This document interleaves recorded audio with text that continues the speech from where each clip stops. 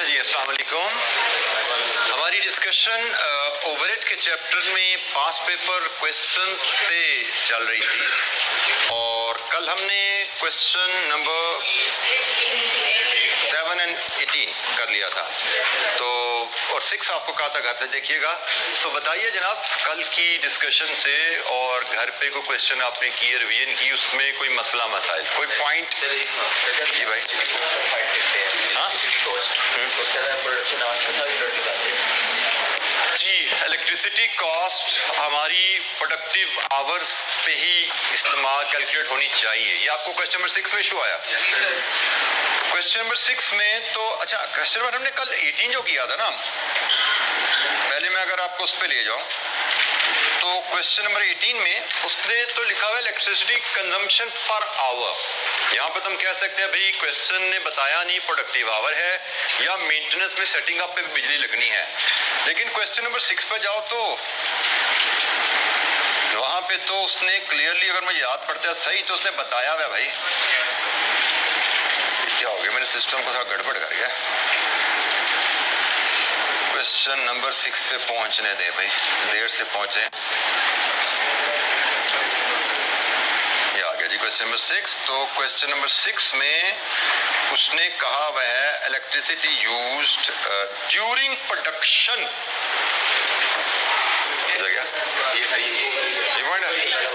Electricity used by the machine during production. यहाँ पे तो क्लियरली लिखा हुआ है ड्यूरिंग प्रोडक्शन सवाल होनी है भाई। तो 18 में तो क्वेश्चन 18 में फिर हम कहते हैं उसने नहीं लिखा हुआ, उसने पर आवर लिखा है, पर यहाँ पे तो लिखा हुआ है प्रोडक्शन, तो इसके आंसर में गलती है। बिल्कुल प्रोडक्शन आवर लेंगे, इसके आंसर में गलती है। इसके आंसर में बिजली को मेंटेनेंस पे और सेटिंग अप पे भी लगा दिया है, विच इज रॉन्ग, गलत बात है, क्योंकि यहाँ पे बिल्कुल लिखा है प्रोडक्शन। अच्छा, वहां पे उसने लिखा नहीं है, लेकिन उसके सोल्यूशन में प्रोडक्शन भी लगाया उसने। वहां पे वो भी आईकैप का सोल्यूशन है, वहां पे लिखा नहीं है लेकिन प्रोडक्शन पे लगाया। यहाँ पे लिखा भी हुआ है फिर भी गलती होगी। मैं इसीलिए आपको कहता हूँ कि भाई पहले खुद सॉल्व कर लिया करो समझ के, क्योंकि सोल्यूशन में चांसेस कम सही लेकिन गलती हो जाती है। अब ये एक ही बॉडी के 2 सॉल्यूशंस हैं, लेकिन दोनों के सॉल्यूशन में वेरिएशन है। वहां पे क्वेश्चन किया जा सकता है कि भाई वो सॉल्यूशन ठीक है या नहीं, पर यहाँ पे कोई क्वेश्चन नहीं है। यहाँ पे सॉल्यूशन बिजली की कैलकुलेशन गलत है, क्योंकि उसने लिखा हुआ है प्रोडक्शन के ऊपर कैलकुलेट करनी है, मेंटेनेंस आवर पे बिजली इस्तेमाल नहीं होती। ठीक है, तो यहाँ पे गलती है क्वेश्चन 6 में जी। एनी अदर क्वेश्चन, किसी और बच्चे को कोई और दिक्कत? अच्छा जी, नेक्स्ट प्लान क्या जी हमारा? फिर नेक्स्ट प्लान है क्वेश्चन नंबर 7। क्वेश्चन नंबर 7 हमारे पास जो अवेलेबल है वो मॉडल पेपर का क्वेश्चन है। 18 आ गया, इतनी मुश्किल से क्वेश्चन 6 पे पहुंचा था मैं।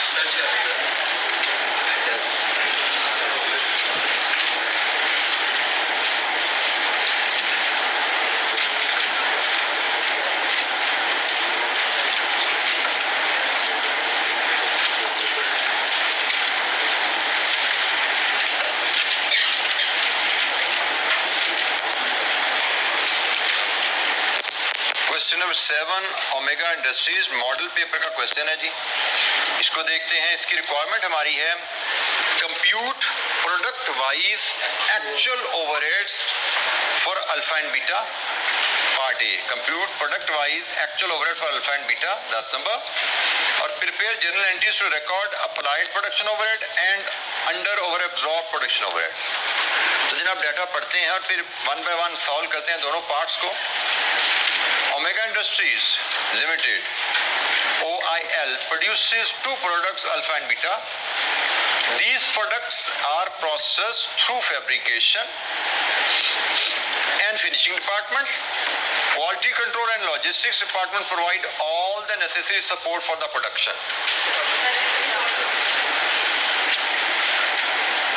OIL allocates production overheads to alpha and beta at a predetermined rate of 1300 and 500. ये उसने ओवरहेड एब्जॉर्प्शन रेट हमें दे दिया है per unit respectively. Any under over absorbed overheads are adjusted to cost of sales. Overhead absorb की adjustment की policy भी दे दी, cost of sales में जाना है, इन्वेंट्री में तकसीम नहीं करना आपने। Following actual data has been extracted from the cost records of OIL for the month of December.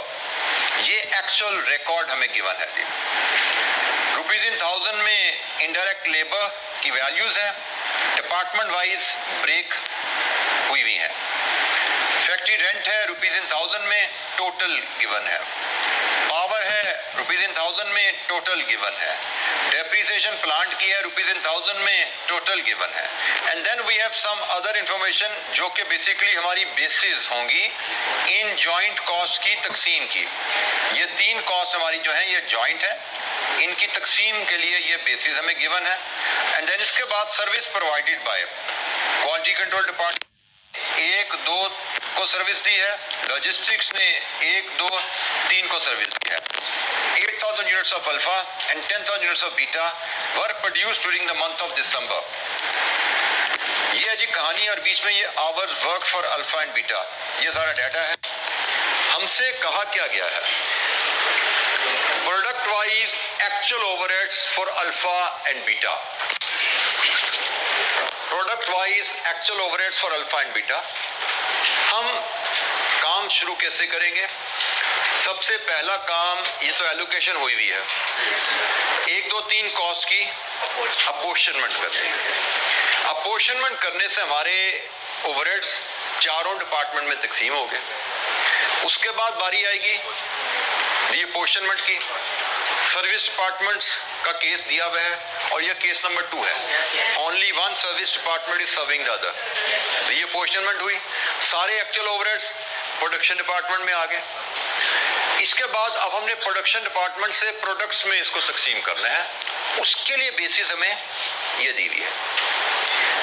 इस डिपार्टमेंट का ओवरहेड 70-30, अल्फा में 70% टाइम लगा, बीटा में 30% टाइम लगा। अब हमें क्वेश्चन से इंफॉर्मेशन निकालनी है, जरूरी नहीं कि हर चीज वैसे ही दी जाए जैसे हमने पहले देखी हुई है। हमसे उसने कहा है आप इन ओवरहेड्स को एक्चुअल प्रोडक्शन पे तकसीम करो। ये बताया ना कि एक्चुअल ओवरहेड्स को आपने compute product wise actual overheads for alpha and beta, alpha and beta के एक्चुअल ओवरहेड निकालो। तो हमारे पास एक्चुअल ओवरहेड्स अवेलेबल है, प्रोडक्शन डिपार्टमेंट में आए, प्रोडक्शन डिपार्टमेंट से अल्फा बीटा में तकसीम हो जाएंगे। ये हमारे यहाँ से जैसे हमें पता लग रहा है अल्फा में फैब्रिकेशन का 70% ओवरहेड जाएंगे और अल्फा में फिनिशिंग के 60% ओवरहेड जाएंगे। बीटा में फैब्रिकेशन के 30% जाएंगे, बीटा में फिनिशिंग के 40% जाएंगे। तो हमें अल्फा और बीटा के एक्चुअल ओवरहेड्स मिल गए। यही उसने मांगा ना, compute product wise actual overheads for alpha and beta. Alpha के एक्चुअल ओवरहेड्स कितने हैं, बीटा के एक्चुअल ओवरहेड कितने हैं। सो पहले अपोर्शनमेंट, फिर रीअपोर्शनमेंट और उसके बाद डिपार्टमेंटल ओवरहेड की तकसीम अल्फा बीटा में। इस बेसिस पे लेके दैट्स इट, ये स्टेप करने हैं तो हमारा पार्ट ए कंप्लीट हो जाएगा। तो 4 डिपार्टमेंट्स की एलोकेशन हुई हुई है, वहां से बात शुरू करते हैं। Question number 7, description, base, total और 4 डिपार्टमेंट 1, 2, 3 and 4।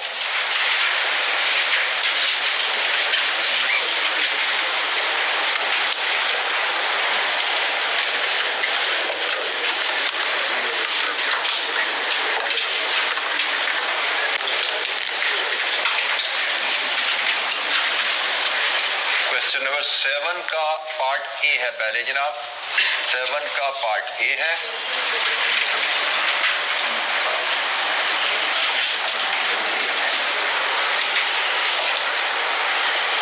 डिपार्टमेंट्स हमारे पास है fabrication, finishing, quality control and logistics. सबसे पहले हमारे पास कॉस्ट है इनडायरेक्ट लेबर। एलोकेटेड कॉस्ट हमारे पास अवेलेबल है, डिपार्टमेंट वाइज ब्रेकअप अवेलेबल है। रुपीज इन थाउजेंड में ही हम लेके चल रहे हैं जी। 3600 टोटल है, तो 1500, 1200, 500, 400।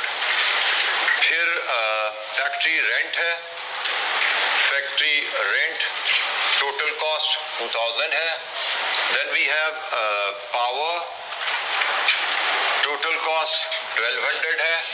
Then we have depreciation plant की 9000। ये है जी हमारी टोटल ओवरहेड कॉस्ट।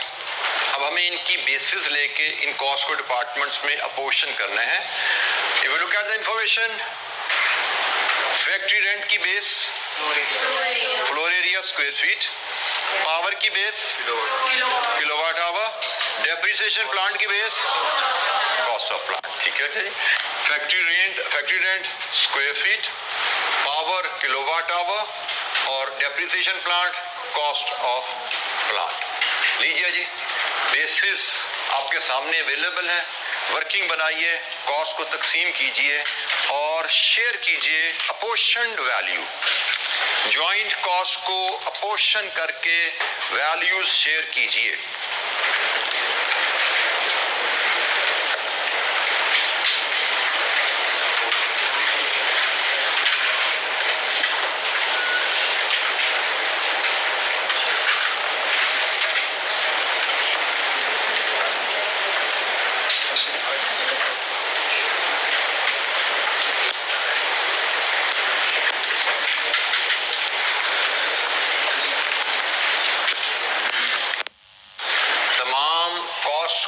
अपोर्शन करना है और अपोर्शन करके हमने फिर टोटल डिपार्टमेंटल ओवरहेड बनाने हैं। हर बच्चा वर्किंग परफॉर्म करे और अपोर्शन कॉस्ट बताए।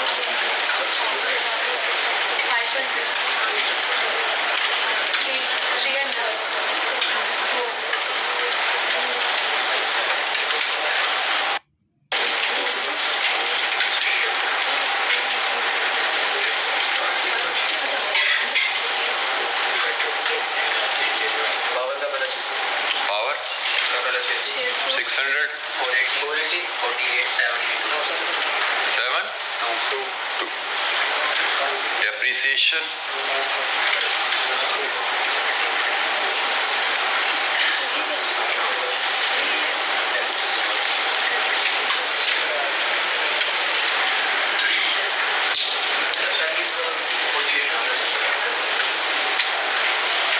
depreciation पहला 4800, 3000, 300, 900। लीजिए जी, टोटल कीजिए फैब्रिकेशन का। Total for the fabrication 7900, finishing 1148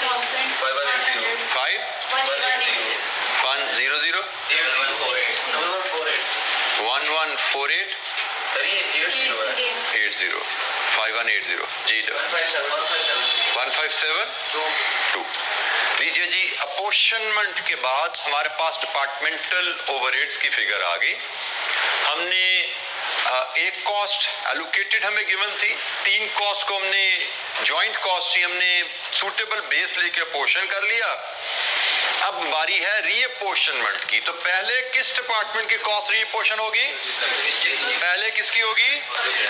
logistics की, क्योंकि हमने असूल पढ़ा हुआ है कि इस केस में जहां पे एक सर्विस डिपार्टमेंट दूसरे सर्विस डिपार्टमेंट की सर्व कर रहा हो तो पहले उसी की कॉस्ट तकसीम की जाती है। लॉजिस्टिक्स जो है वो सर्व कर रहा है क्वालिटी कंट्रोल को भी, तो पहले लॉजिस्टिक्स की फिर क्वालिटी कंट्रोल की कॉस्ट तकसीम होगी। लॉजिस्टिक्स की बेसिस है 60, 35 एंड 5 और क्वालिटी कंट्रोल की बेसिस है 40, 60। लॉजिस्टिक्स की कॉस्ट हमने तकसीम करनी है जनाब 1572, यहाँ से 1572 निकालना है। इसका 60% 9 43 550 79। अब इसके बाद क्वालिटी कंट्रोल की बारी है, लेकिन क्वालिटी कंट्रोल की ये कॉस्ट निकलनी है, कितनी बनती है 1227 ने यहाँ से आउट होने हैं। इसका 40% 491, इसका 60% 736। लीजिए जी, एक और यहाँ पे सब टोटल लगाएंगे। अब सर्विस डिपार्टमेंट 0 हो गए दोनों। फैब्रिकेशन का टोटल 9334 और फिनिशिंग का टोटल 6466। लीजिए जी, ये तमाम वैल्यूज हमारे पास आ गई हैं। ये तमाम वैल्यूज हम रुपीज इन 1000 में लेके चल रहे हैं। हमने एलोकेशन से डील किया, अपोर्शनमेंट से डील किया, रीअपोर्शनमेंट भी हमने कर दी। Any question?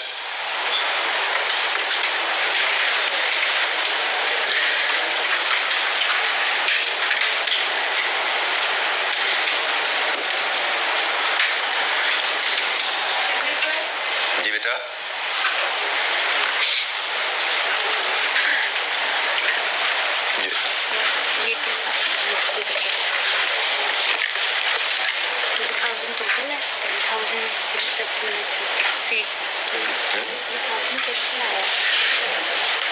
सॉरी टोटल 2000 है तो बेटा ये एरिया है ना, रेशियो बनानी है भाई। टोटल एरिया कितना है 20,000, ठीक है। 10,532 ये रेशियो बन गया, ठीक है। 10/20, 3/20, 5/20, 3/20, 2/20, ठीक है। 2000 का 10/20 करो, 2000 का 5/20 करो, 2000 का 3/20 करो, 2000 का 2/20 करो, ठीक है जी। Any question? अच्छा जी, हमने प्रोडक्शन डिपार्टमेंट्स में ओवरहेड्स सारे के सारे पहुंचा दिए हैं। अब हमने प्रोडक्शन डिपार्टमेंट से प्रोडक्ट्स में पहुंचाने हैं। हमें बताया गया है फैब्रिकेशन के तकसीम होने 70-30, फिनिशिंग के तकसीम होने 60-40। फैब्रिकेशन एंड फिनिशिंग के ओवरहेड्स 70-30, 60-40 और ये तकसीम होंगे अल्फा और बीटा में। टोटल हमारे पास अवेलेबल है। ये आप समझो मैंने बेस बना दी इनकी, ये बेस आ गई। टोटल हमने अभी डिटरमिन किए हैं ऊपर 9334 एंड 6466। तो ये जनाब फैब्रिकेशन के टोटल ओवरहेड है। 70-30 में तकसीम करो, 70 कितना है 6534 और ये कितना जी 3880 और इसका जनाब 60% 2800 तो नहीं बनता यार, ये 28 है 2800 जी। ये बोलिए 3880 2586। लीजिए जी, अल्फा के टोटल एक्चुअल ओवरहेड कितने बने 10414, ये कितना बना 5386 और ये टोटल कितने आ रहे थे यहाँ पे 15800। ये वैल्यू सारी रुपीज इन 1000 में है। ये सारी वैल्यूज ये रुपीज इन 1000 में चल रही हैं। तो हमने टोटल ओवरहेड्स जो हमारे 15800 थे उनको पहले हमने प्रोडक्शन डिपार्टमेंट में तकसीम किया था। प्रोडक्शन डिपार्टमेंट से उनको फिर हमने प्रोडक्ट्स में तकसीम कर दिया। हमें जो बेसिस गिवन थी उसके ऊपर रिक्वायरमेंट हमारी पार्ट ए की कंप्लीट होगी। 10 नंबर का बस इतना सा ही जवाब था। हमें निकालने थे compute product wise actual overhead for alpha and beta. ये एक्चुअल ओवरहेड्स हैं, अल्फा बीटा में तकसीम होके ये एक्चुअल ओवरहेड्स अल्फा बीटा के आ गए। तो part A is complete.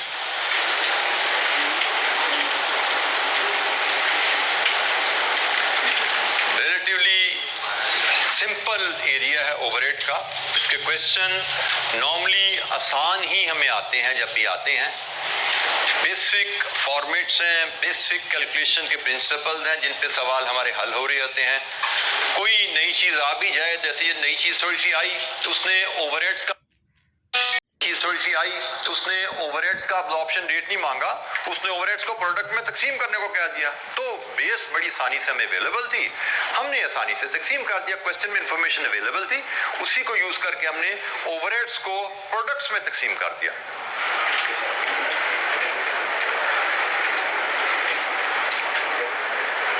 Part A is done and question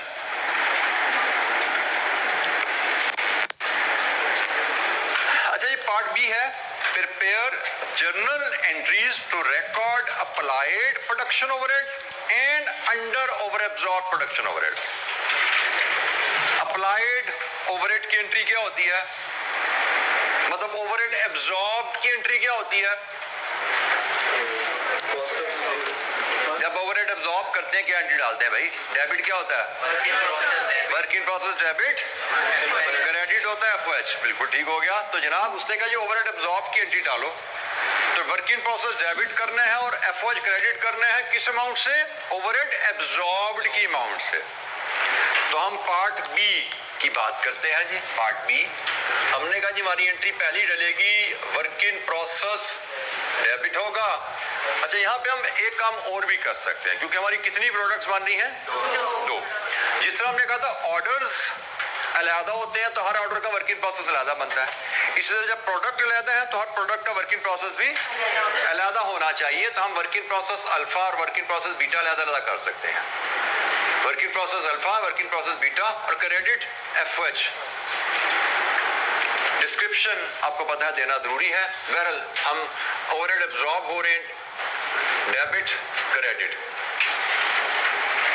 मैं वर्किंग यहीं पे परफॉर्म कर देता हूं। हमें इस क्वेश्चन में एब्जॉर्प्शन रेट गिवन है। Pre determined rate is 1300 per unit, ये एब्जॉर्प्शन रेट है।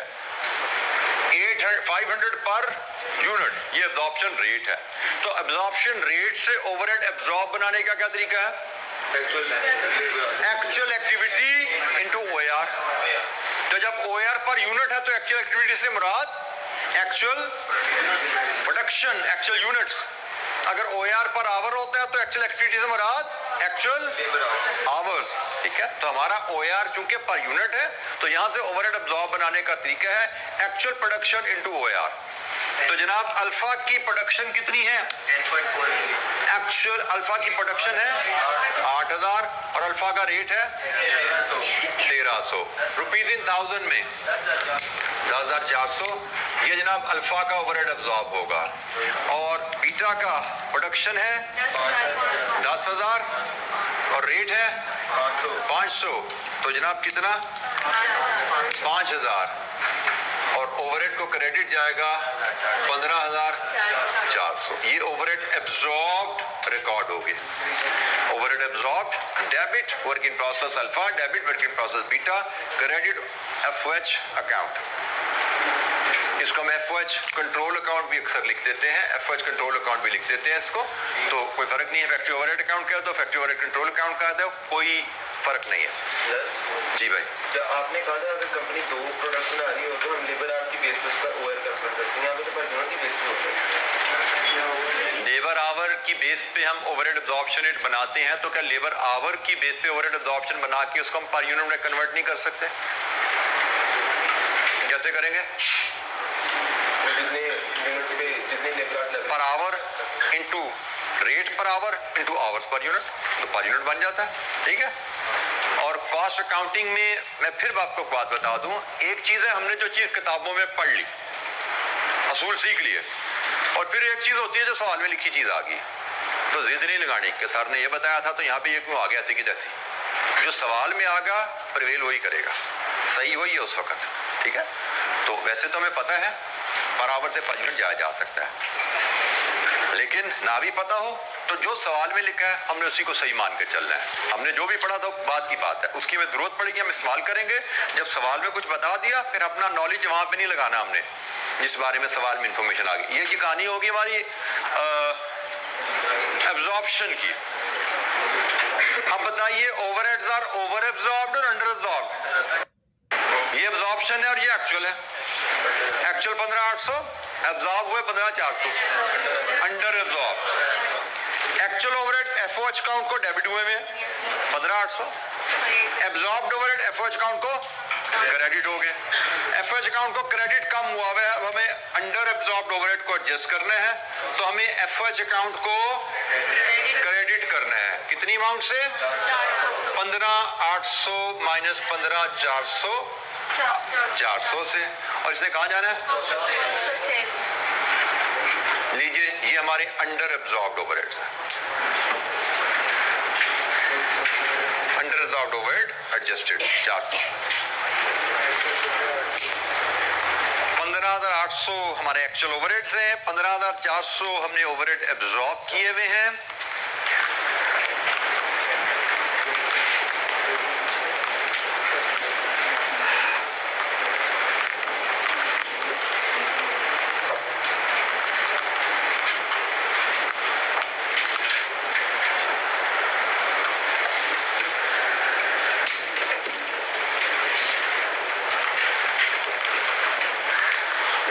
Any question? कोई बात समझ नहीं आई, पूछना चाहते हैं पूछिए।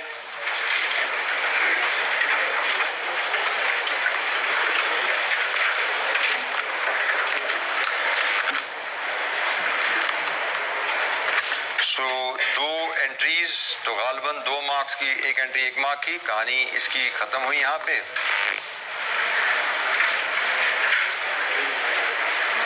तो यहाँ पे उसने एग्जामिनर ने देखें तो उसने वर्क इन प्रोसेस का एक ही अकाउंट डेबिट किया है, तो कोई फर्क नहीं पड़ता। ठीक है, तो मतलब आपने ये ध्यान में रखना है कि अकाउंटिंग, कॉस्ट अकाउंटिंग में जब आ जाते हैं तो फ्लेक्सिबिलिटी रहती है आपके पास। मेरे जहन में लगा कि 2 अकाउंट होने चाहिए, मैंने 2 कर दिए। इसने 1 रखा हुआ है तो कोई बात नहीं, ये भी खैर है, कोई इशू नहीं है। कॉन्सेप्ट बट क्लियर है, वर्क इन प्रोसेस डेबिट हो रहा है और ओवरहेड अकाउंट क्रेडिट हो रहा है। अच्छा जी, इसके बाद नेक्स्ट क्वेश्चन क्या है जी एजेंडे का हमारा? Question number 9। वो तो होम असाइनमेंट तो गुजरती जाएंगे, मेरा काम है क्वेश्चन नंबर 9 पे। तो क्वेश्चन नंबर 9 क्या है जी हमारा? अरे चल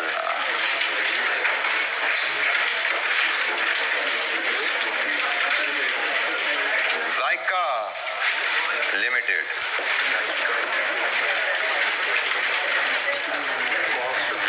calculate cost of each carton. Carton मतलब बॉक्स। शायद हम कोई प्रोडक्ट बना के बॉक्स में पैक कर रहे हैं, हमसे कहा जा रहा है उस बॉक्स की कॉस्ट कैलकुलेट करें, हर एक बॉक्स की कॉस्ट कैलकुलेट करें। तो let's start reading the question. 16 mark question है, काफी लेंथी क्वेश्चन लग रहा है जी, बड़ा हैवी क्वेश्चन लग रहा है, सेक्शन बी का क्वेश्चन लग रहा है ये। Zyka Limited is engaged in the business of manufacturing fruit jam. It has 3 production and 2 service department. Following information is available from ZL's record for the month of August 2013. Rent and rates, indirect wages, general lighting, power, depreciation, machinery. Following further information relating to departments is also available.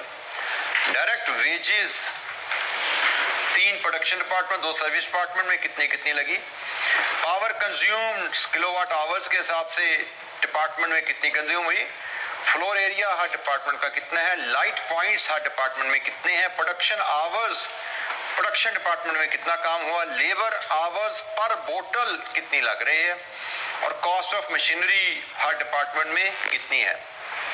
इसके बाद हमें after production the jam bottles are finally packed in a carton of 12 bottles. The service department costs are proportioned as follows.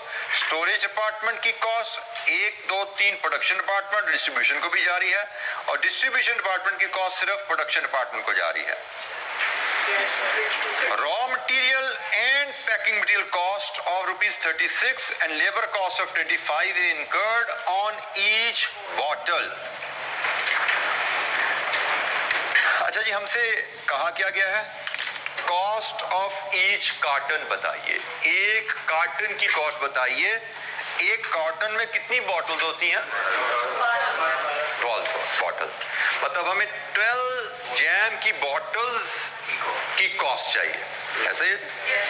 और 12 jam की bottles बनाने में क्या क्या cost के एलिमेंट्स लग रहे हैं? ऊपर सारी कहानी ओवरहेड की थी, और यहाँ पे रॉ एंड पैकिंग मटेरियल की बात यहाँ की गई है। Raw and packing material, direct labour का जिक्र भी यहाँ तक है, डायरेक्ट वेजेस, और इसके बाद आ गई ओवरहेड्स, ओवरहेड्स की कहानी। तो हमारी कॉस्ट पर कार्टन की हम स्टोरी कॉस्ट पर कार्टन से ही शुरू करते हैं। मैं यहाँ से कॉस्ट पर कार्टन की बात ही शुरू करता हूँ, क्योंकि हमें कार्टन की कॉस्ट बनानी है, ओवरहेड का काम वर्किंग में चला जाएगा। मेरा आंसर अगर मैं यहाँ से शुरू करूँ, क्वेश्चन नंबर 9 है, तो मेरी कॉस्ट पर कार्टन में रॉ मटेरियल है, पैकिंग मटेरियल है, डायरेक्ट लेबर है और ओवरहेड्स है। यहां से मुझे कॉस्ट पर कार्टन निकालनी है। रॉ मटेरियल एक बॉटल में कितने का लगता है? 36 रुपए का। तो मेरे कार्टन में तो 12 बॉटल है। कितनी बनी? 432। एक बॉटल पे कितना पैकिंग मटेरियल लगता है? 25। मेरे पास तो 12 बोतल का कार्टन है, 300। फिर आ जाइए लेबर के ऊपर। लेबर की कहानी, लेबर आवर्स पर बॉटल गिवन है, और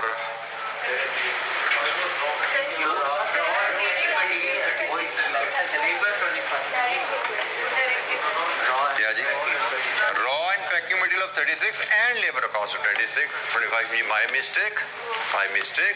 ये रॉ एंड पैकिंग है, रॉ एंड पैकिंग है, और ये लेबर है, ये लेबर है। ठीक है जी, माय मिस्टेक, ये लेबर है। तो ये जनाब हो गया। अब हमें सिर्फ ओवरहेड्स की बात करनी है। अब हमें ओवरहेड्स लेके आने हैं, और यहाँ से हमें कॉस्ट पर कार्टन बन जाएगी। हमें ओवरहेड पर बॉटल बनाने होंगे, और वहाँ से हम देखते हैं पर बॉटल बनते हैं क्या बनते हैं। हम उसके बाद यहाँ से ले लेंगे अपनी टोटल ओवरहेड पर कार्टन।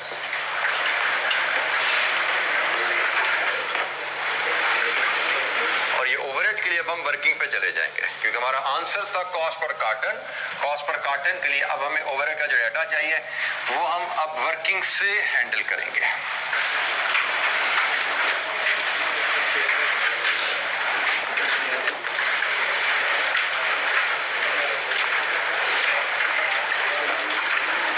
हमें ओवरहेड से डील करने के लिए क्या क्या काम करने हैं जी?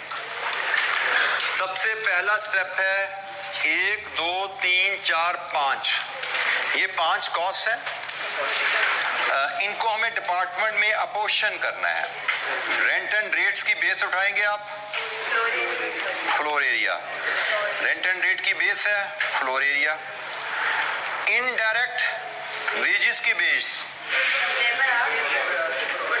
इनडायरेक्ट वेजेस की बेस आप ले सकते हो।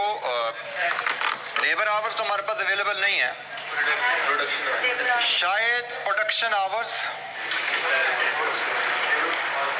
क्योंकि इनडायरेक्ट लेबर कौन है? हेल्पर्स है ना।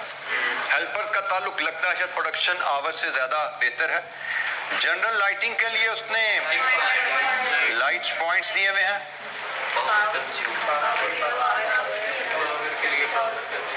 पावर के लिए पावर कंज्यूम दी हुई है, और डेप्रिसिएशन के लिए कॉस्ट ऑफ मशीन दी हुई है। तो ये जनाब हमारी 5 कॉस्ट की अपोर्शनमेंट की बेसिस है। जब ये अपोर्शनमेंट हो जाएगी, उसके बाद पहले स्टोरेज की रीअपोर्शनमेंट, फिर डिस्ट्रीब्यूशन की रीअपोर्शनमेंट। हमारे पास सारे ओवरहेड्स फिक्स होके आ जाएंगे। प्रोडक्शन डिपार्टमेंट में, सारे ओवरहेड्स हमारे प्रोडक्शन डिपार्टमेंट में पहुंच जाएंगे और यहां से अब हमने बनाना है overhead absorption rate. Overhead absorption rate क्या बनेगी हमारी? ओवरहेड एब्जॉर्प्शन की बेसिस हमारी ये आवर्स बनेंगे। क्वेश्चन में थोड़ी सी एम्बिग्युइटी है, हमें अज्यूम करना पड़ेगा शायद ये लेबर आवर्स ही हैं, शायद हम ये इनकी बेसिस पे ओवरहेड एब्जॉर्प्शन रेट बनाएंगे और यहां से फिर आवर से मल्टीप्लाई करके ओवरहेड कॉस्ट पर यूनिट बना रहे होंगे। अच्छा जी, अब आपको टेबल बना के टेबल को पॉपुलेट करना है, तो टेबल में आपके साथ बनाने में थोड़ी हेल्प करता हूँ। वर्किंग वन है, ये हमारा डिस्क्रिप्शन है, बेस है, टोटल है, 1 2 3 4 और 5 डिपार्टमेंट्स हैं। डिस्क्रिप्शन, बेस, टोटल और डिपार्टमेंट्स हमारे पास selection, jam making, bottling, storage and distribution. लीजिए जी, 5 cost, rent and rates,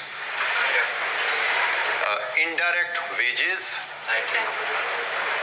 lighting, power, depreciation, ये आप सारी कॉस्ट यहाँ पे तकसीम करेंगे। इसके बाद आप रीअपोर्शनमेंट में पहले स्टोरेज, फिर डिस्ट्रीब्यूशन, यहां से आप 0-0 इसको करते हुए प्रोडक्शन डिपार्टमेंट्स के ऊपर पहुंच जाएंगे। लीजिए यहां तक पहुंचिए, इसके बाद फिर आगे की बात करते हैं। जहां तक अपोर्शनमेंट एंड रीअपोर्शनमेंट परफॉर्म कीजिए। क्लास एक्टिविटी है, तमाम कॉस्ट की अपोर्शनमेंट एंड रीअपोर्शनमेंट आपको करनी है।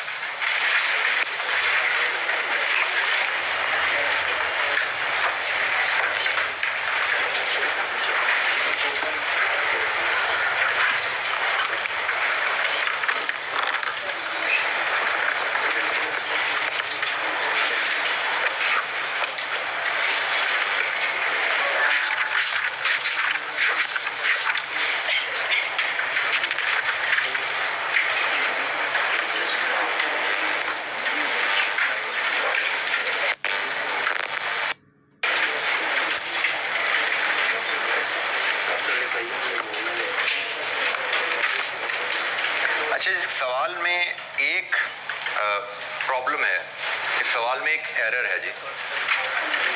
वो एरर ये है कि इधर क्या लिखा हुआ है? डायरेक्ट वेजेस कौन होते हैं? वर्कर, डायरेक्ट वर्कर कौन होते हैं? जो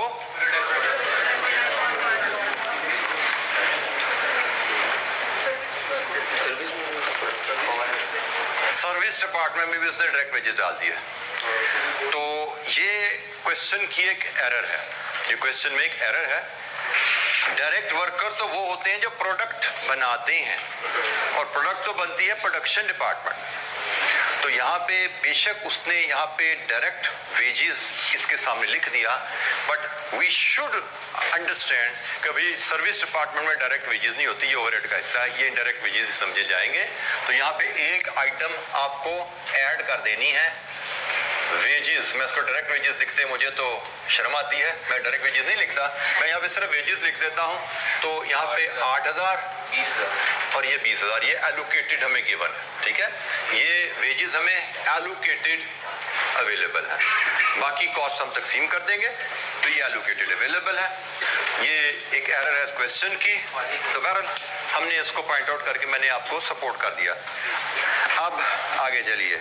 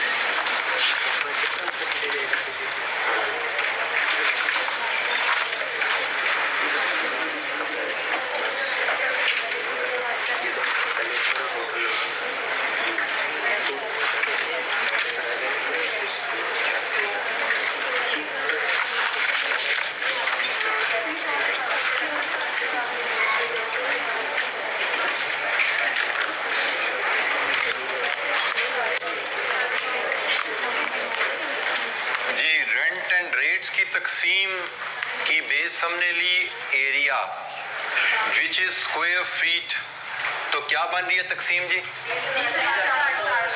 20,400, 27,200, 17,000,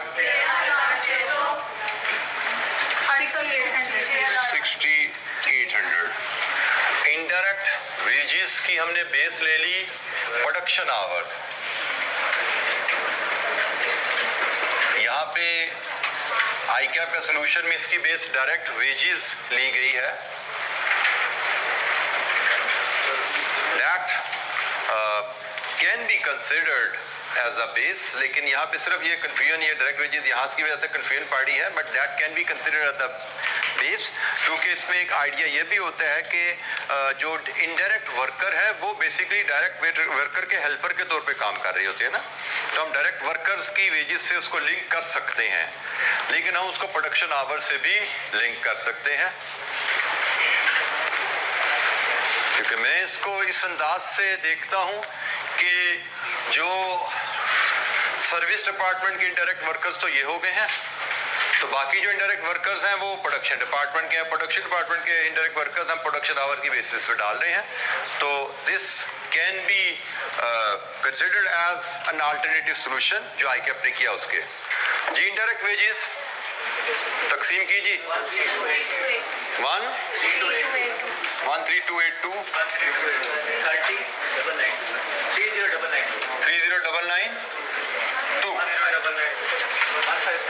15726।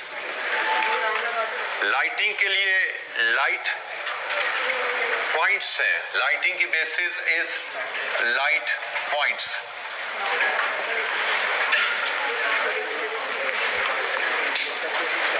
कैलकुलेशंस करते जाइए, अपोर्शनमेंट की वर्किंग बना के परफॉर्म करते जाइए, देखिए अगर कोई दिक्कत है, कोई समझ नहीं आ रही चीज पूछिए।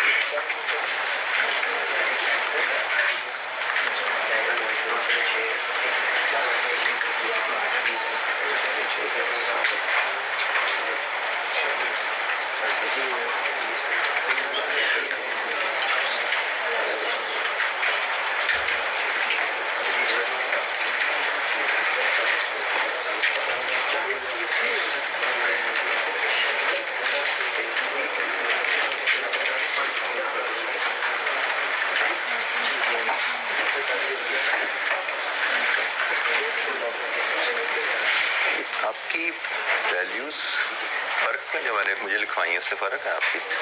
मुझे जो 55 लिखवाई है उससे फ़र्क, मुझे 13,282 लिखवाया गया, अपना 13,275 लिखा हुआ है। क्या फ़र्क की वजह क्या है? अच्छा, आपने रेट निकाल के राउंड ऑफ करके किया होगा, ठीक है जी जनाब। लाइटिंग की कहानी क्या बनी? 12,500, 18,400, 750, 6550, 6250,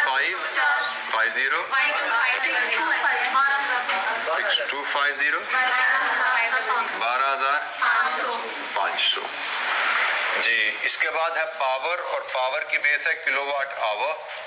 डेप्रिसिएशन की बेस है कॉस्ट ऑफ मशीनरी।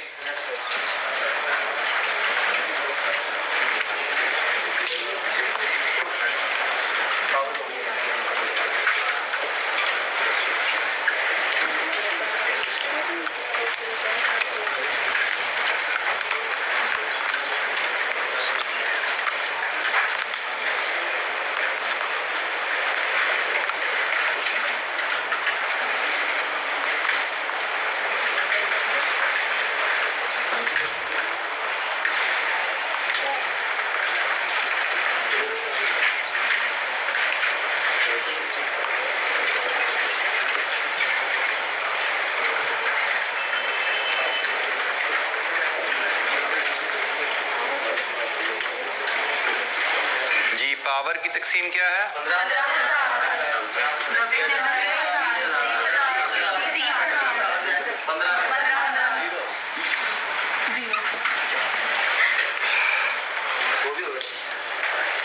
जी बिल्कुल जी, आखिरी भी हो गया हमारा।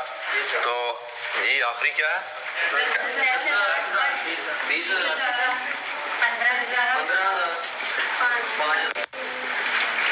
0। नीचे जी हमारे पास एलोकेशन और अपॉर्शनमेंट के बाद टोटल ओवरहेड्स अवेलेबल हैं। पहले डिपार्टमेंट के जनाब, सिलेक्शन डिपार्टमेंट के 71182 1 3192 193192। नेक्स्ट 96 476 52850। लास्ट वन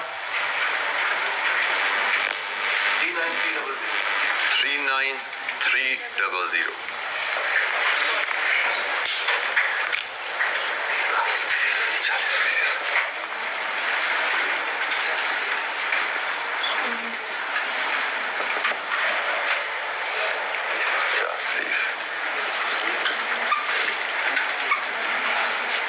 लीजिए जी, अब हमें रीअपोर्शनमेंट करनी है। रीअपोर्शनमेंट के बाद हमारे पास तमाम ओवरहेड्स प्रोडक्शन डिपार्टमेंट्स तक महदूद होके आ जाएंगे। रीअपोर्शनमेंट कीजिए और उसके बाद रीअपोर्शनमेंट में हम पहले स्टोरेज डिपार्टमेंट को रीअपोर्शन करेंगे, उसके बाद हम डिस्ट्रीब्यूशन डिपार्टमेंट को रीअपोर्शन करेंगे।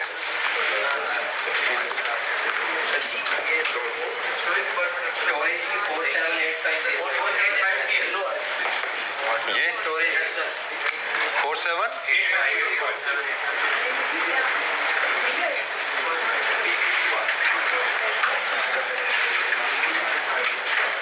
47850 जी। ये भी गलत है,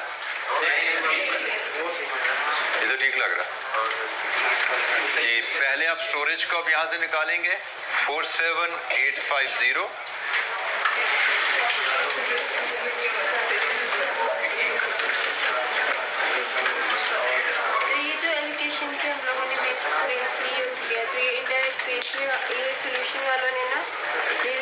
डायरेक्ट वेज जी बिल्कुल बेटा, मैंने को बताया सोल्यूशन वाले सोल्यूशन में इनडायरेक्ट वेज की वेज ली है। That can also be an option, वो भी एक ऑप्शन हो सकती है, क्योंकि इनडायरेक्ट वेजेस आपके डायरेक्ट वर्कर्स की हेल्प के लिए इस्तेमाल होते हैं। बट मुझे थोड़ी सी वो डायरेक्ट वेज को बेस लेना इसलिए मुनासिब नहीं लग रहा कि सर्विस डिपार्टमेंट में ऑलरेडी इनडायरेक्ट वेजेस गई हुई हैं। ये बेसिकली डायरेक्ट वेजेस तो नहीं है ना, हेडिंग तो ने डायरेक्ट वेजेस की लगा दी, बट सर्विस डिपार्टमेंट में डायरेक्ट वेज तो कभी जाती ही नहीं है, तो ये बेसिकली सर्विस डिपार्टमेंट की इनडायरेक्ट वेजेस ही हैं। तो मैं इस असूल पर चल रहा हूँ कि जो बाकी जो इनडायरेक्ट वेजेस बची हैं वो प्रोडक्शन डिपार्टमेंट की हैं। तो प्रोडक्शन डिपार्टमेंट इनडायरेक्ट वेजेस को डालना है तो production hours looks more suitable. अब चूंकि आईकैप के सोल्यूशन में क्वेश्चन में गलती होगी ना, तो वो गलती की वजह से सोल्यूशन में भी थोड़ा सा इफेक्ट उसका आ रहा है, क्योंकि डायरेक्ट वेजेस को सर्विस डिपार्टमेंट में जो लिख दिया गया उस गलती की वजह से सोल्यूशन में भी थोड़ा सा इफेक्ट आ रहा है। तो मैंने कोशिश की कि उस गलती के इफेक्ट को डाइल्यूट किया जाए और यहाँ पे इनडायरेक्ट वेजेस को प्रोडक्शन आवर की बेस पे तकसीम किया जाए। जी मुझे बताइए, स्टोरेज की कॉस्ट जब गई यहाँ पे सिलेक्शन में 4785 355 140 70 जी। अब आपने इसको 4870 ने निकलना है यहाँ से 9774 233 244 35 1। That's it. लीजिए जी, इसका टोटल 130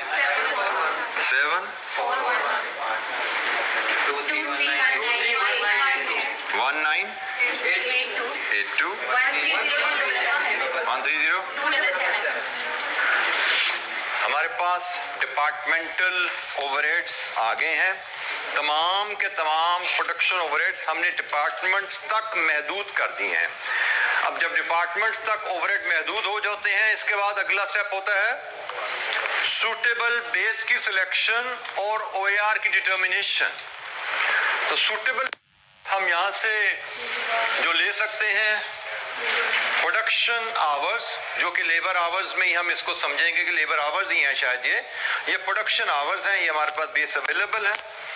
हम absorption base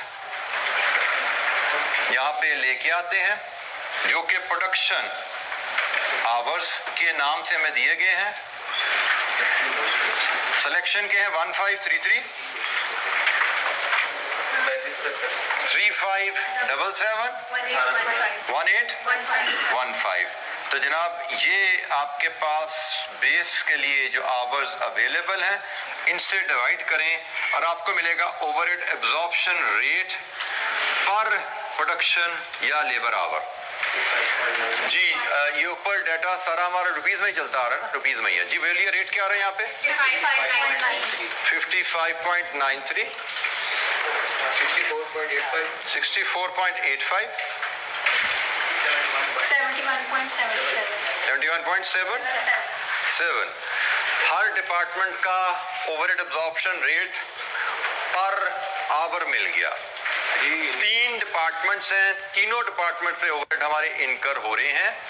selection, jam making, bottling में पर आवर हमने रेट बना लिया और उसके बाद हमें लेबर आवर्स पर बॉटल हर डिपार्टमेंट की अवेलेबल है। एक बॉटल पे कितने आवर लग रहे हैं और यहां से हम 12 बॉटल्स के आवर और 12 बॉटल के ओवरहेड बना सकते हैं। मुझे ओवरहेड्स अब जो यहाँ पे लेने हैं ना, मुझे 3 डिपार्टमेंट है, तीनों के लहदा मैं ले लेता हूँ। Selection, jam making and bottling.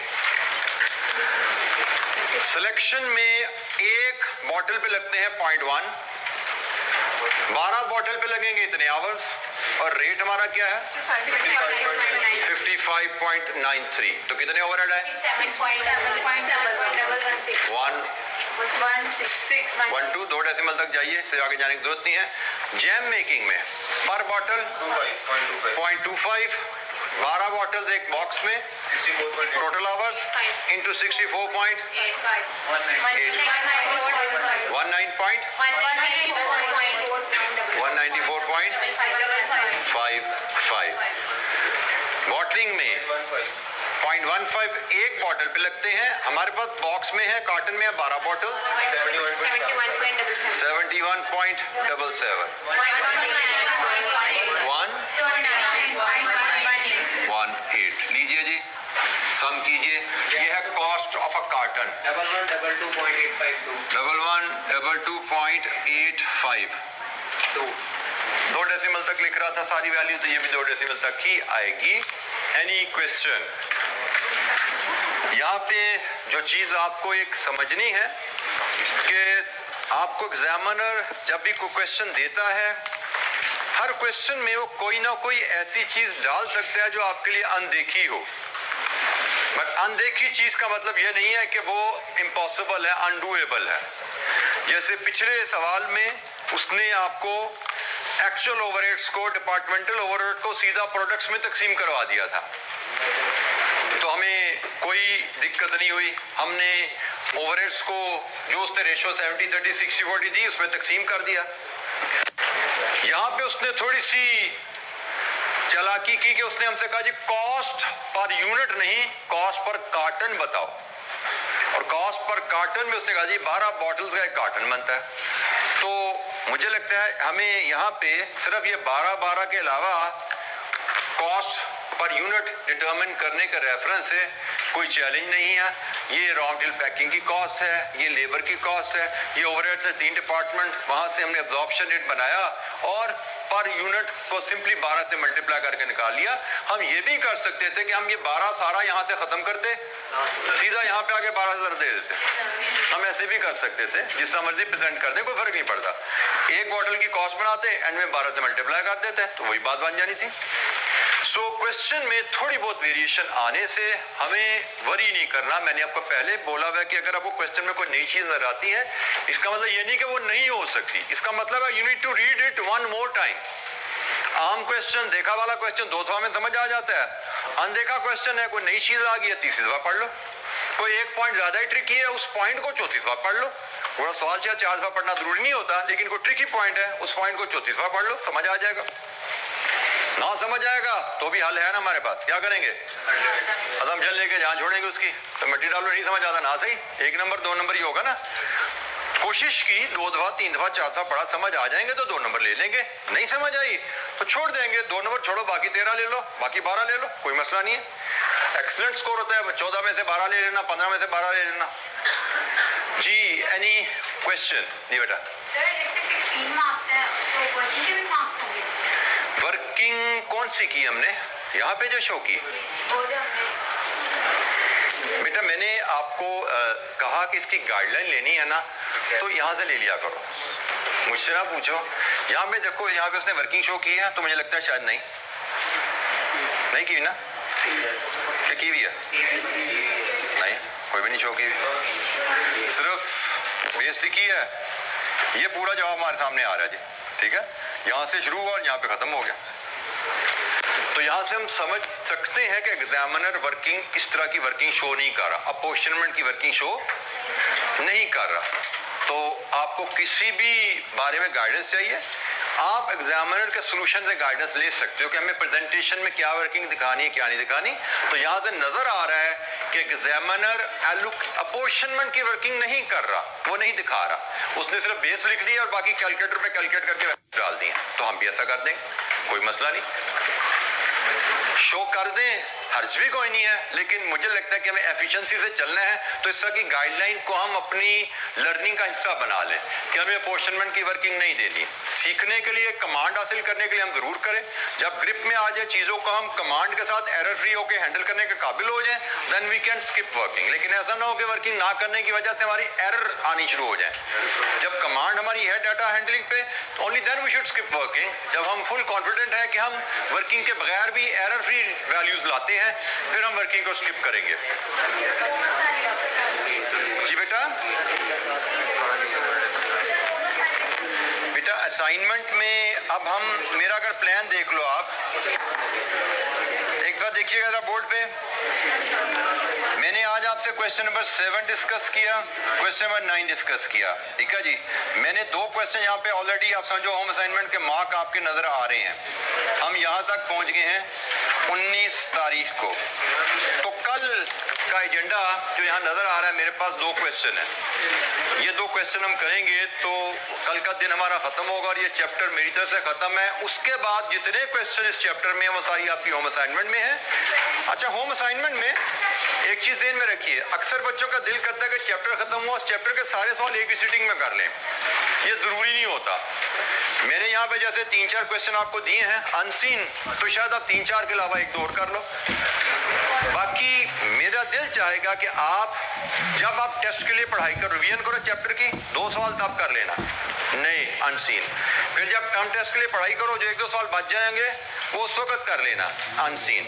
Her revision के साथ 1-2 अनसीन क्वेश्चन करते हैं, तो जरा दिमाग की प्रैक्टिस साथ साथ वर्जिश होती रहती है। जरूरी नहीं कि एक ही सीटिंग में सारे बैठ कर सवाल करने हम चल पड़े। रिवीजन भी जरूरी होती है, किताब को साथ साथ पढ़ना, उसकी इलस्ट्रेशन, उसके फॉर्मेट, उसके प्रिंसिपल असूलों को बार बार देखना, वो भी जरूरी होता है। तो आज के लिए इतना ही, बाकी इंशाल्लाह कल मिलेंगे और डिस्कशन को आगे लेके चलेंगे। 2 सवाल जैसे मैंने कहा हमारे एजेंडे में रह गए हैं, उनको डिस्कस करेंगे। थैंक यू, अस्सलाम वालेकुम।